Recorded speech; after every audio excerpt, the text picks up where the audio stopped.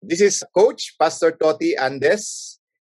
In Jesus' name, I serve. Welcome to Christian Athletic Ministry Podcast, a podcast for officials, athletes, coaches, chaplains, and anyone interested in the sports ministry. We hope our conversations will inspire you and give a glimpse of how God's people can continue to participate in the sport they love to serve God in the name of Jesus. Welcome to the podcast, listeners. I have here with me Pastor Toti Andes of Athletes in Action Philippines. Pastor Toti, would you like to greet the listeners po? Hi, good morning. Welcome to the podcast of Sister Jo. Thank you, Pastor Toti. I've known Pastor Toti way back sa AIA ko talaga siya nakilala. Pero, Pastor Toti, would you like to introduce yourself more and what is your current role sa AIA? I'm a husband of 1 wife and 5 children. Yun lang, as simple as that. And my role is to serve. Yeah, that's just to serve.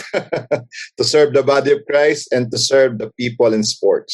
Okay, so let's have another question, Pastor Toti. How did you get involved with AIA? Plus, history ng AIA sa Philippines. Actually, when I became a Christian in 1983, I attended a training with Campus Crusade. That's where I became a Christian actually, when somebody shared the gospel to me.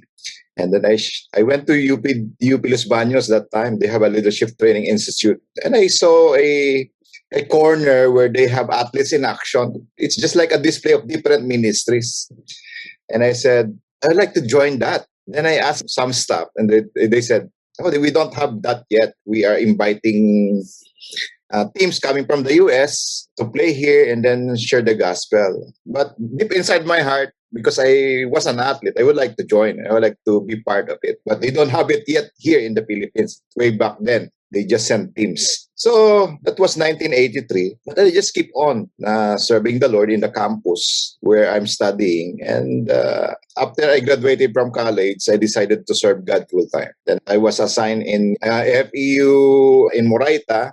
And then one time, may dumating na team ng Athletes in Action. I was invited to share the gospel during halftime. So that's the start. And then doon sa campus ko rin sa PUP, na-invite din ako mag-share ng gospel during halftime. So sabi ko, wow, this is what I like. And gives my parang confidence to share more. No? So yun yung first involvement ko with Athletes in Action na-invite ako mag-share during halftime ng gospel. Then I was assigned in Cebu and pagbalik ko ng Manila in 1990, na-involve uli ako sa mga teams na nanggaling sa US kasi may project yung Campus Crusade. So helping them. And way back, then 1991, I was invited to manage the team who will be coming for 5 months. So I played with the team, managed the team, and lead the team for 5 months. We traveled all over the Philippines.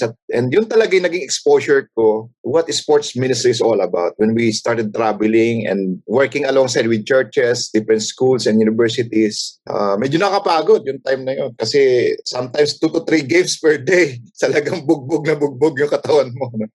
But doon ako nagkaroon ng concept what sports ministry is all about. And then I was sent to that's what's 1992. I was sent to Barcelona Olympics to gain some more understanding about sports ministry. So doon talaga yung na-open yung mind ko na, hindi lang pala play. It's about reaching out to the elite level athletes, mga Olympians, mga ganun, and meeting people like that. So it gives yung wider vision of what is sports ministry is all about, especially in Athletes in Action. So 1992 in Barcelona. And in 93, I asked the leadership ng Campus Crusade Philippines if I can start the full-time ministry with Athletes in Action. And then they said, that's the time when we started. So that's how I started the ministry. Yeah. Wow, grabe po. During those times po, in-embrace ba agad ng mga churches yung sports ministry?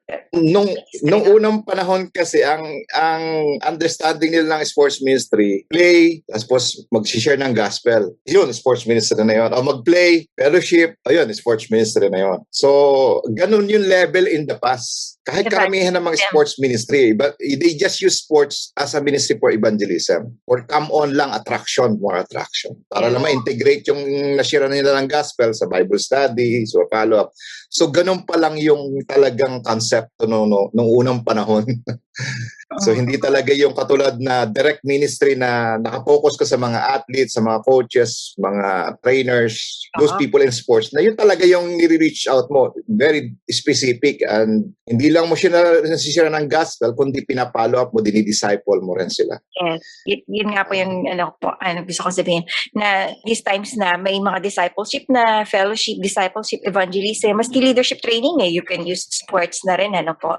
So, nag-evolve na yung sports ministry natin. Okay. Another question po is, ano po yung mga struggles nung time na yun? Time, money, network? Maraming struggle ng time na nakakapagod talaga, no? Pero when I started the ministry in the PBA way back in 1991, 92, nag-start na rin ako sa mga PBA players So I started meeting with some of them during that time.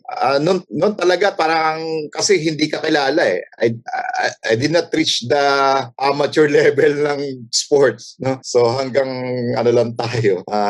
So hindi ka sikat, wala kang kumbaga yun yung isa sa mga challenges. Pero it gives me more time to trust the Lord, to get to know what sports, how to reach out to this kind of people. Hindi ka parang pumupunta sa mga teams para magpasay ng autograph, magpa-picture na katulad ng karamihang ginagawa, makipag-posing ka para mag-picture, o yung time na ngayon nakipag-selfie ka. And yun yung mga na na-learn ko when I went to Barcelona, na you treat the athletes, those elite people, those sports people, na kapareho mo, ka-level mo, hindi ka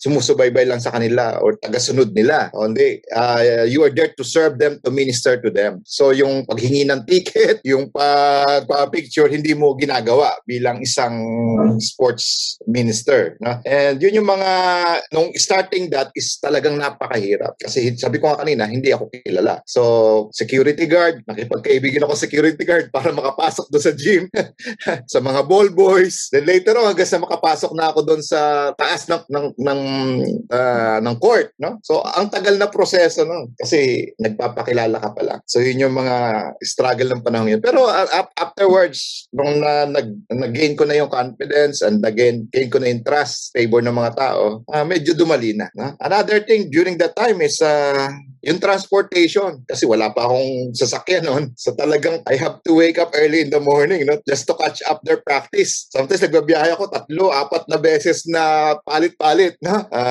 Sasakay ka ng tricycle, sakay ka ng jeep several times, tapos lalakad ka. So talagang struggle yung mga ganong mga panahon. Pero napaglampasan natin yon na the Lord in His time. Ngayon, mayroon na tayong pwedeng gamiting sasakyan para makapagbiyahe. Medyo madali kaya lang dahil sa COVID dito sa bahay. Mas madali actually ngayon dahil may communication katulad ng internet. So, less gastos. So, okay, let's dive into your organization more, no? Yung AIA Philippines. Ano po ba ang mga mission, vision ng AIA? And how do you disciple AIA people? Isa lang naman ang is to win, build, train, and send. No? To win people for Christ, the sports people for Christ, build them in their faith, and send them so that they will be able to share the word of God to others. We'd like to see that every sports team, every sports in every nation or every place, every team, magkaroon ng at least one person na talagang follower ni Christ, na magsishine for His honor and His glory. Like for example, may isang team dito sa isang school na to or sa isang professional team, makakita tayo ng isang talagang totoong sumusunod kay Kristo. No? Kahit isa lang na yung tao na yon ay magiging salt and light doon sa team na yon or sa isang sport na yon. Malaking bagay na yon kasi mahirap naman na lahat i-reach out mo. No? Napakahirap na. So, during this time of pandemic, medyo kakaiba ang approach. Pero during that time, kailangan pupuntahan mo, no?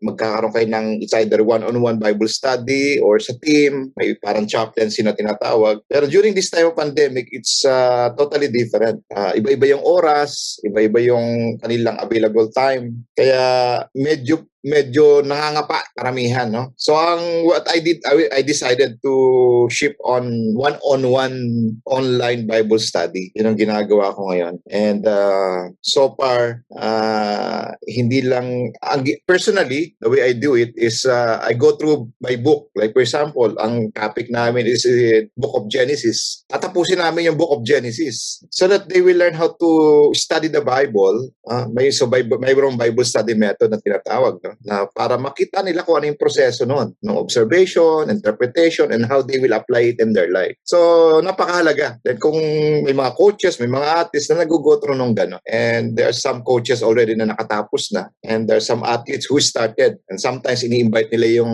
asawa niya para mag-join doon sa Bible study. So, we make things na mas simpler, mas applicable sa life nila. And eventually, kung wala ka na, they have their Bible, bahala ng Holy Spirit sa kanila. Kasi you will not be there forever for them, no? Na alagaan mo sila. And that's what I experienced when I was still working with some PBA players during those days. You will not be there forever with them, but God and His Word and the Holy Spirit will be there, no? To help them grow. Kasi it's God who will cause the growth. It's not us. We just do our part, no? And teach and train them how to grow as a person, as a Christian. So, kaya napakahalaga na maturuan natin sila how to not only read the Bible, but study the Bible. Hindi parang pinipid mo sila spoon feeding. Hindi nang pwedeng, anong answer? A, B, C. Hindi pwedeng ganun. Eventually, they need to learn how to eat the meat. Hindi lang yung milk, no? So, yun yung maganda sa Bible study or sa discipleship na ginagawa natin. Teach them how to eat the meat, and eventually, you will teach them how to teach others also. I can only imagine ang busy-busy niya po siguro during these times kasi one-on-one yung ginagawa niya sa by schedule, ano? By schedule. Minsan pagka may, especially pag going in na yung training nila sa PBA, so medyo kakaiba. Medyo may available, may time ka ng Bible study on Tuesday, doon sa isang player, biglang mamumove. So, dahil hindi available. So, kailangan talaga pasensya, no? Kaya God's work naman to, hindi naman tayo yung it's not my ministry, it's God's ministry. Yun din ang tandaan natin, no? Ang hamon sa atin mga nagsisimula pa lamang sa ministry is this. Akala natin sa atin to or AIA to or whatever organization to. Ang ministry na ginagawa po natin, whether sports ministry or campus ministry or church ministry, is God's ministry po to, hindi po to sa atin. Tayo po ay katiwala lang, steward lang po tayo at tayo po ay naglilingkod sa Diyos at nagsiserve tayo doon sa mga taong ating nire-reach out. Hindi po to sa hindi po ako may-ari nito. Hindi po si Joe may-ari ng podcast. No?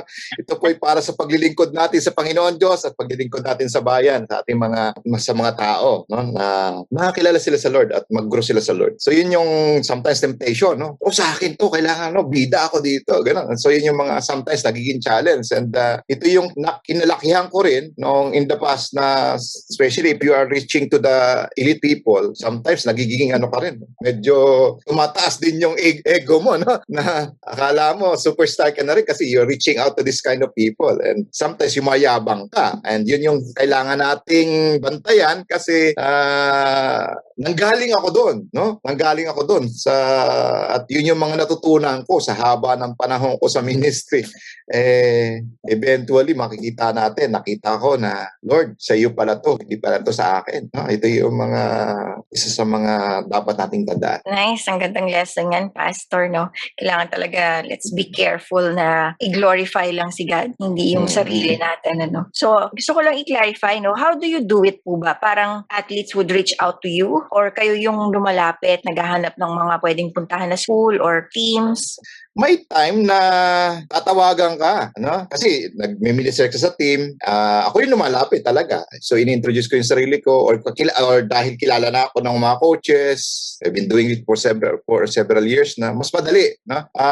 But for others who are going to start pa lang, kailangan talaga para ka naliligaw doon sa babae, no? O sa girl na gusto mo, kung nagustuhan mo siya, liligawan mo siya. So parang ganung proseso. So So that's what I did. So I have to go there. Hindi naman pwede lumapit sa iyo yung sinisiran mo, no? But later on, dahil kilala ka na ng mga players, kilala ka ng mga teams, there are times na may tatawag sa iyo, asking for help, asking for, Pastor, pwede po bang mag-lead ka sa akin personally ng Bible study online? Or mayroon po ba kayong online time, Bible study time na pwede kang available ka po kasi ng oras na kasi gusto ko po matuto. So may mga ganun ding situation, no? And nakakatuwa, yun mga nakakatuwa. Recently, mayroong isang PBA player na nag-approach na sabi sa akin, Pastor Toti, pwede bang mag-join ng Bible study sa'yo online kasi kung magbalik ka sa Lord. Okay, sabi ko, no problem. I have time for you. So yun yung mga nakakatuwa lang na sometimes hindi ikaw lang yung naghahabol o ikaw yung pumupunta sa lugar nila. May time yung sila talaga yung nagsisik. And yun yung maganda. Yung makita mo na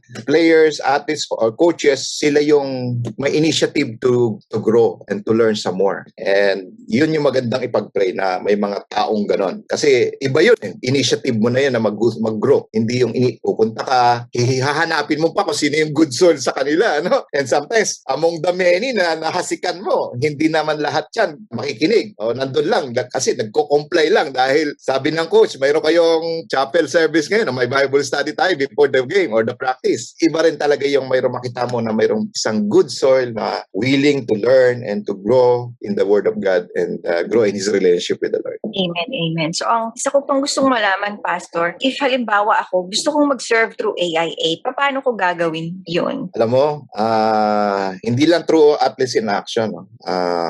Even sa church nyo, using sports as your ministry. Kasi sabi ko nga, hindi ko tinataas yung pangalan ng Athletes in Action. Ayoko itaas. Ayokong magbanggit ng pangalan na actually. Ang gusto ko is just to serve God and to serve the people in sports. Kung gusto mo mag-serve, no, kailangan mo lang na available ka kasi kung hindi ka available to serve, mahirap yun, no?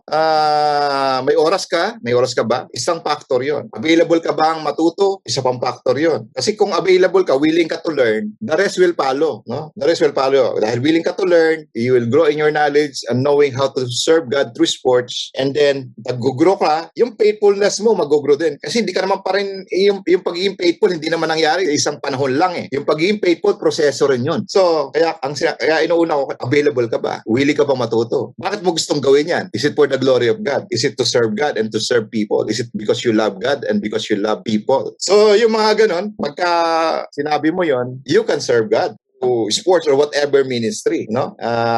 Bottom line nun, tinawag ka ng Lord. Kung tinawag ka talaga ng Lord, magbibigay ka ng time para sa Kanya. And uunahin mo siya, na higit sa lahat. Bago ang lahat, uunahin mo siya. Magkakaroon ka ng spiritual discipline. Kung sa sports, mayroong physical discipline. Mayroon tayong mga routines na ginagawa. So, kailangan din mayroong tayong spiritual discipline. Kasi kung tinawag ka talaga ng Lord for the ministry, and everybody, talaga naman tayo tinawag ng God to make disciples, no? It's a general calling for us to make disciples. And kaya lang, mayroon tinatawag tayong specific call or calling na katulad ng ginagawa natin dyan, no? Talagang tinawag tayo specifically for the people in sports. And dahil nasa sports ka, ito yung gusto mong gawin, baka sinasabi mo, Lord, baka dito mo rin ako gagamitin sa sports. So, yun yung passion mo, yun yung doon ka rin magkakaroon ng burden to reach out to those people na wala pa sa Lord. Kaya doon nanganganak yun, no? And dahil nagkaroon ka na ng burden to reach out to the people in sports, magkakaroon ka ng desire na, kailangan ko matuto.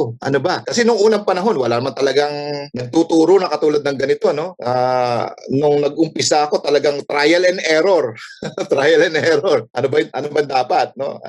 Walang nag-guide sa akin nung time na yon. Walang nag-mentor sa akin nung time na yon. Nag-attend lang ako ng conference, tapos na. Uwi na ako ng Pilipinas, uwi na ako ng gawa na, no? So, ang daming ganun trial and error. Kaya yung mga naturuan ko in the past, maswerte nga sila dahil madali na yung pinagdaanan nila. Madali na kasi na-pass on ko na sila sa kanila yung mga dapat gawin. So I demonstrated to them ngayon nasa iba-ibang ministry na sila, no? Yung mga iba-ibang ministry natin ngayon dito sa Pilipinas, natutuwa ako kasi nandun sila sa iba-ibang ministry na yon na kung saan ay naging instrumento tayo one way or another. Kahit sa isang maliit na bagay lang ay naging instrumento tayo ng Panginoon Diyos para nandun sila naglilingkod sa iba-ibang sports ministry na sabi ko nga kanina, ito ay ministry ng Lord. Hindi ito ministry ng ng kung sino pa man, no? This is to serve God, to serve people, to love God, to love people. Yun yung maganda rito. Kaya whoever you are na nakikinig at gusto mo maglingkod sa Panginoon Diyos, tinawag ka ng Diyos para maglingkod sa Kanya. Make yourself available and be willing to learn, and whatever you have learned, you'll be able to pass it on to others. To faithful men who will be able to teach others also. Hindi lang yung dahil sikat siya or dahil you have to look for faithful men also. 2 Timothy chapter 2 verse 2, who will be able to teach others also. Yun yung mga things na dapat din nating hanapin. Hindi lang basta magaling or whatever, no? Kundi nandun sa parameters na sinasabi ng Panginoon Diyos. Wow, blessed yung mga tao ngayon na they can have mentors locally kasi I suppose nung nag-start ka po, ang mga mentors palalayo talaga international talaga. Wala pa masyadong local people na pwedeng ma-mentor, pero it's good now na they can reach out to you or to other sports people na pwedeng mag-mentor sa kanila, no? Yes, maganda. Available na ngayon. Marami na pwedeng gumawa. At parang ganito, online, mabilis lang, no? Isa ko pang gustong malaman, Pastor, can you share to us yung pag may mga tumatawag sa'yo na they're willing to be discipled, di ba? Ano pa ba yung mga best memories mo sa AIA or sa sports ministry in general? Ang best memory, magandang tanong yan. This is to encourage yung mga start, di ba? Ang best memory mo, siyempre yung makita mo yung mga athletes, coaches, standing for the Lord and sharing the gospel. And sila rin naglilid na ng Bible study. Yun yung hinihingi natin sa Panginoon Diyos na yung mga na-ministeran mo will serve the Lord also because they love God, no? And as they serve the Lord, they will serve those people na nandun yung burden nila. And natutuwa ako doon, no? At saka yung sabi ko nga isa pa, yung mga na-mentor mo or nabigyan mo ng tips, naturuan mo, ina-apply nila. Kasi dito sa atin sa Pilipinas, maraming seminarista no? Atin ng seminar, no? Daming seminar natin halos natapos na yun. Lahat halos, no? Atinan. Pero pagdating sa gawain, hindi nila nahirapang i-apply. So, bakit kamo? Kasi nga, hindi pwedeng puros head knowledge lang or puros textbook lang or manual materials lang nandun sa bookshelf. Hindi pwede yun. Amagin yun or kakapal lang yung alikabok doon, no? Kailangan natin ang challenge doon is mai-apply natin kung ano yung natutunan natin. Kahit sa small, sa isang maliit na paraan lang, maibahagi mo yung natutunan mo. Kasi excited ka Pero yun nga, siguro dahil excited sila, pagdating sa kanilang lugar, walang nagme-mentor. Yung isa nakita kong problema.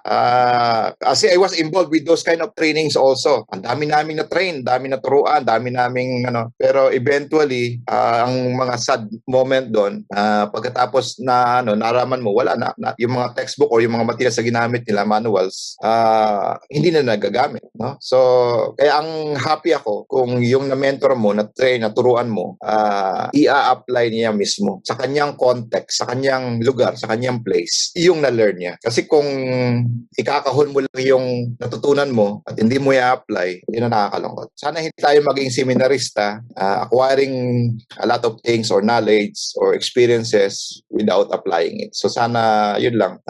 Kahit din sa Bible study, yung mga umatin ng Bible study o ng discipleship, sometimes head knowledge lang din. Kaya maganda yung life application. Paano natin ipamumuhay yung mga na-learn natin sa Bible study sa ating buhay at paano natin maibabahagi sa iba. Yun yung joy na mayroon tayo bilang isang minister, bilang isang servant ng Lord. Makita natin na yung mga tinuruan natin ay maipamuhay yung na-learn nila at maibahagi sa iba. Kaya natutuwa ako pag nakikita ko yung coaches o yung athletes, nagkaroon talaga ng pagbabago yung buhay. Tapos makikita mo talaga yung transformation And hindi lang yon, sila rin, hindi lang sinasabi, kundi hindi lang pinamumuhay, hindi lang sinasabi, kundi sinishare na rin nila sa ibang tao. Paano din nila ma-experience yun? Iyon ang joy ng serving the Lord na makita mo yun. Bunga na yung gano'n. Kasi ang God na yun Tayo, instrumento lang. Ang God na yung nagagawa ng Holy Spirit na yung gumagawa. No? Yan yung glory na bibigay natin talaga sa Lord. So, thank you, Pastor Toti. Another question for you is, ano ang future ng AIA sa after pandemic sa Philippines? Ano yung mga plans mo, future plans? Ako, personally, just continue on what God has been impressing upon my heart. Just to bring the people that He entrusted me to not only to the saving knowledge of the Lord, kundi talaga mag-grow sila in the relationship with God, may apply yung Word of God sa buhay nila, and mai-share sa iba, no? Na especially sa family nila, yung Word that they learn. One person at a time, one team at a time, one city at a time, no? That magkaroon talaga ng mga player or athletes o coaches, sports influencers na makakilala sa Lord, hindi totoong lumakad sa Panginoon Diyos in the power of the Holy Spirit, at maging ilaw at asin nung team or nung pamilya na kinabibilangan. Yun yung pangitain na nais kong makita. How about your personal plans po? Do you see yourself serving with AIA for how many years pa po? Hanggat nabubuhay naman tayo, No retirement. With God. no retirement. Basta kaya pa. Thank you, Pastor Toti. Ang last ko na lang is, can you give encouragement sa mga nag-i-start na mag-sports ministry, especially if nahihirapan silang makita. This is my problem before na parang meron bang ganito talaga, Lord? Meron bang ministry na sa referee, sa yung personal ko? Meron ba talagang ganyan? And lalo na kapag wala masyadong encouragement sa church, ganyan, punta sila sa sports ministry. So, any encouragement po sa mga tao? Alam mo, kung sino ka man na nakikinig itong podcast, no?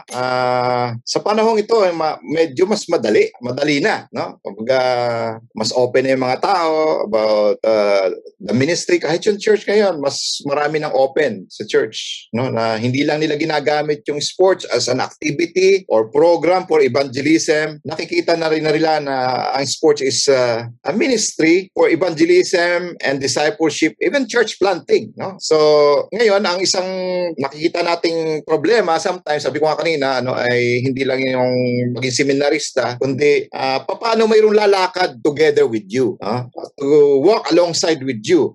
Yung mentoring or coaching is very important, not only in the ministry, but also in our personal walk with the Lord. Somebody who would accompany you or walk alongside with you as you go through the process, no, in serving the Lord. And if you need somebody na gusto mong umulalay sa iyo or sumama sa iyo or mag-mentor sa iyo, we're just here, no?